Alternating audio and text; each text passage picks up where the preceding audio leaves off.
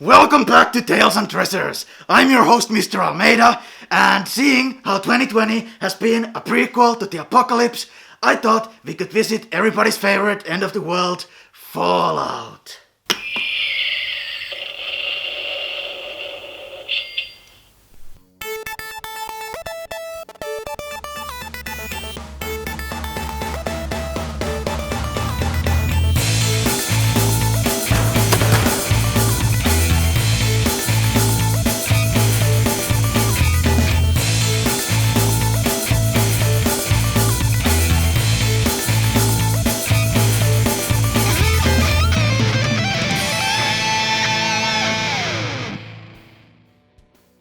So indeed, it is the end of the year, end of 2020, and I thought my last episode of the year should be about Fallout, my favorite game series ever.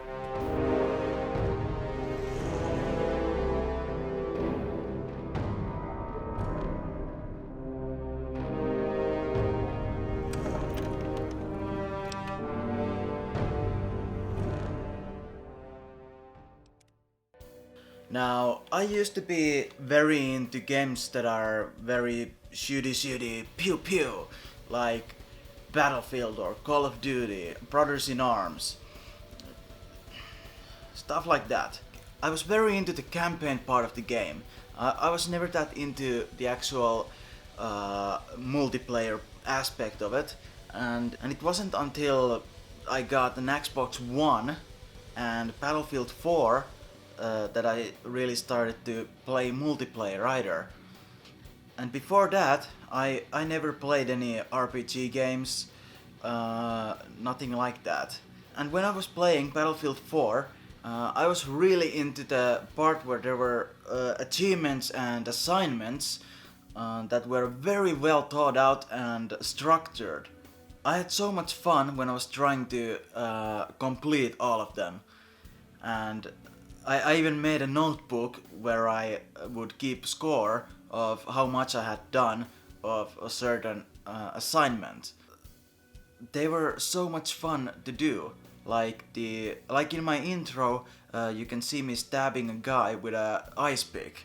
That's from an achievement called Blooded, and it was pretty hard to do because people at the time weren't playing Battlefield 4 anymore because newer games had already come out. There were stuff like in Capture the Flag, you had to kill the enemy team's flag carrier while having the enemy's flag yourself. That's pretty hard to do because if you have the enemy's flag, you're gonna light up on the minimap like a flare, and everybody's hunting you. But it was so much fun trying to do it. The later Battlefield games weren't that much fun. And then my friend Tino asked that why wasn't I playing any RPGs if I was actively trying to make a Battlefield game into an RPG by making all these achievements and assignments. And I told him that all the RPG games felt a little scary to me. It felt like I wasn't the type of gamer who would know how to play that sort of games. And he actually tried to make me play Elder Scrolls at first, but then he saw that I also had a Fallout game in my shelf, and that was Fallout 3.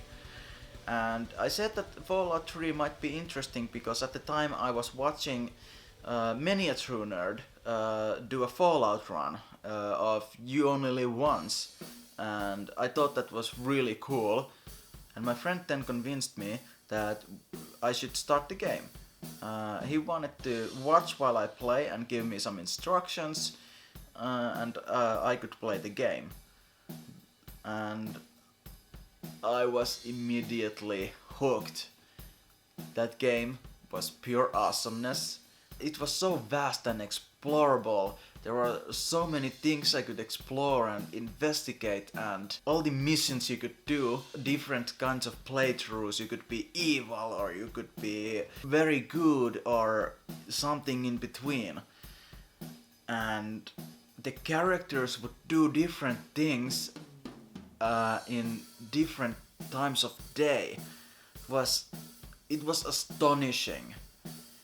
And I played Fallout 3 for maybe 2 years, just exploring and doing everything for just one playthrough.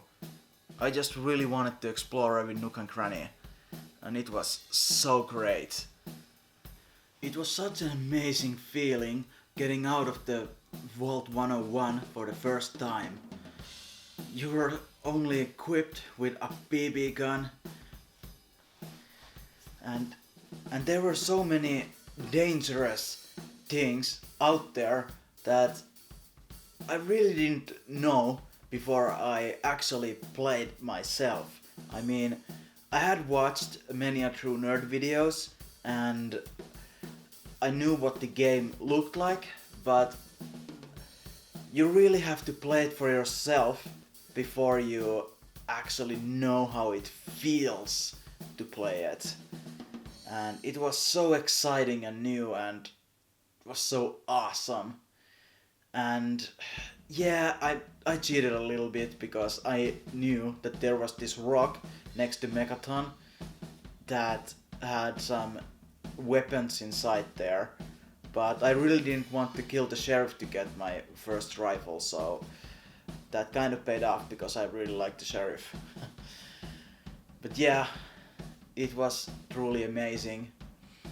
And the voice acting was so perfect. Oh man, I really miss Moira. And Liam Neeson was in this game. I mean, seriously, Liam Neeson was in this game. How awesome is that? I am Alpha and the beginning and the end. I will give unto him that is athirst of the fountain of the water of life freely. Just talking about it makes me want to play it all over again. And what's interesting is that Fallout 4 had already come out when I started to play Fallout 3, so I was really behind. Then, after I finished my first playthrough of Fallout 3, I immediately jumped to Fallout 4.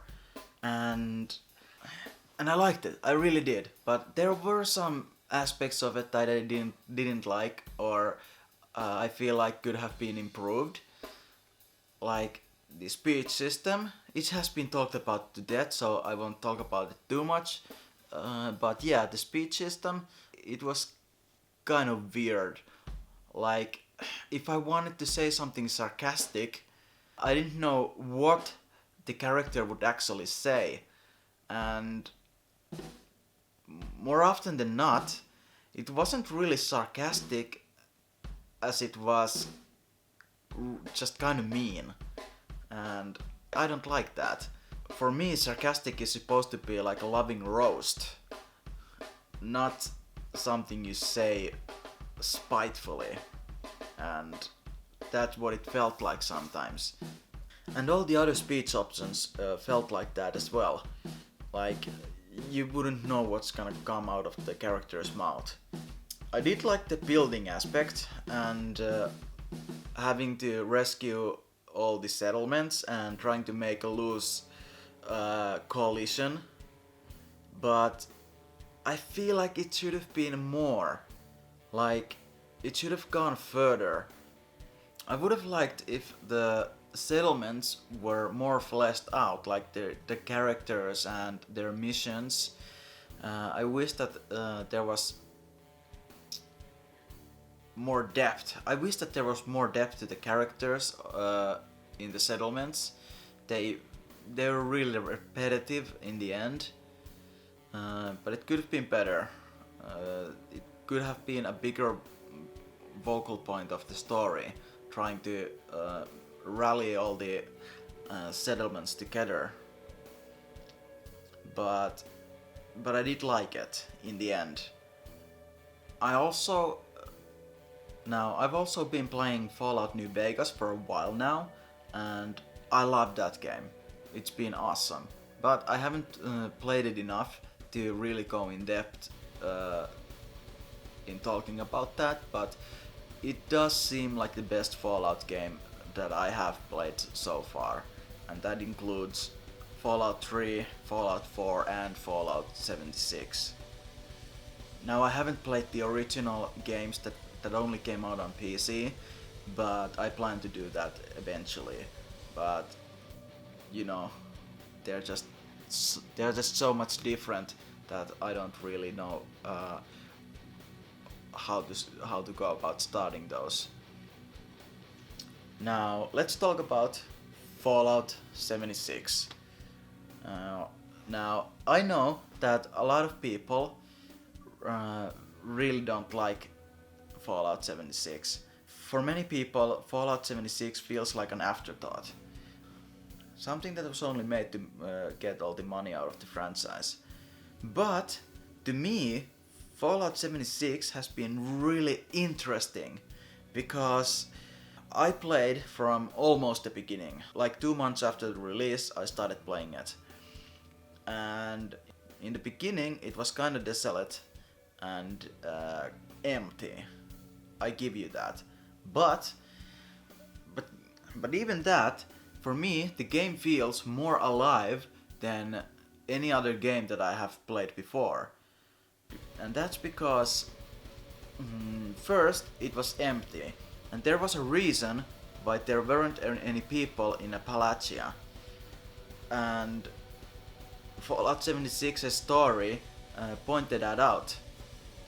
And your mission was to find the Overseer, and you would chase around the map trying to do that and get to the end game. And later on came out the Wastelanders DLC, and all the people came back. And if you had already finished the game, the base game, your character would have different sorts of speech options and other kinds of options in the gameplay to finish the new missions you would get from the DLC. And for me that is pretty interesting. Also, if you hadn't played the game from the beginning, you would never get the chance to do that again. You will never get to go back to the beginning of the game and play it the way it was before the new characters came to the game. For me, it's pretty interesting because after the DLC came out, the game is completely different from the moment you emerge from the Vault 76. You immediately get a different kind of quests, and the way you approach trying to find the Overseer. In fact, you can actually walk straight to the Overseer if you know where she lives. And that's entirely not the way it was before. So that's pretty interesting to me. And later on, the Steel Dawn came out and introduced another bunch of new characters. And if you had already done all the other parts, you would have a linear story that would happen with your character. But if you start now, it's totally different, because you have to do everything differently. And the map is different, and all the quests are different, and some quests that the original players had completed, they just don't exist anymore. Another fun part of playing Fallout 76 is that you can play with your friends or just random people you've met, and you've made that certain group your squad, and you help each other to do some missions. You give each other's plans and recipes, building supplies, and do some funny things when you're trying to capture some game footage. Here is most of my squad that I've been playing with for a while now.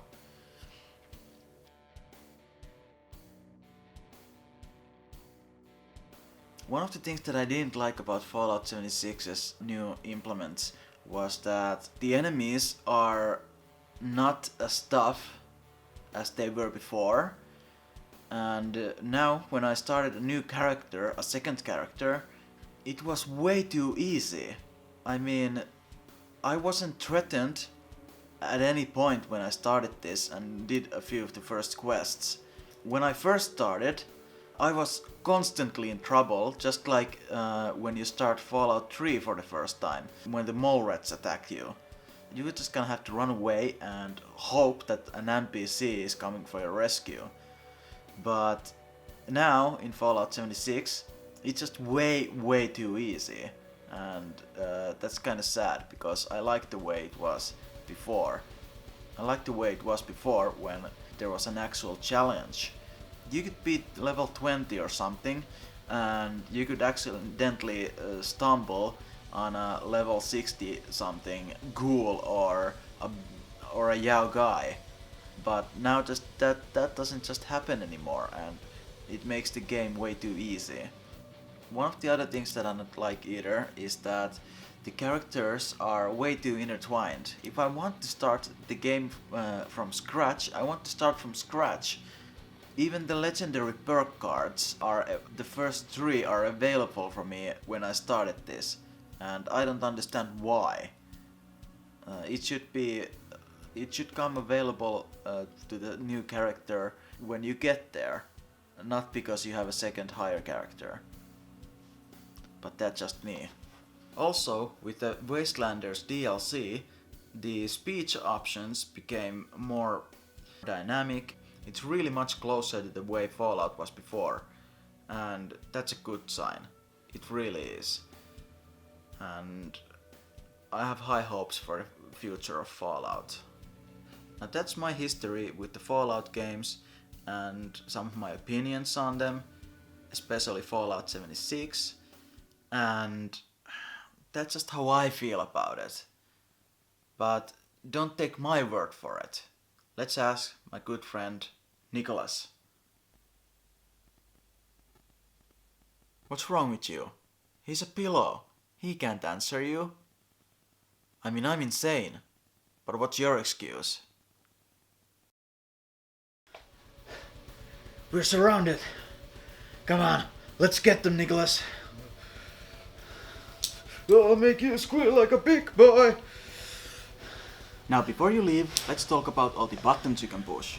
There's the like button, the subscribe button, and the bell button. You can just go ahead and push those if you were so kind. Also, there are these boxes you can click.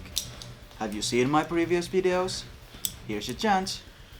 Just click on the boxes. Happy New Year!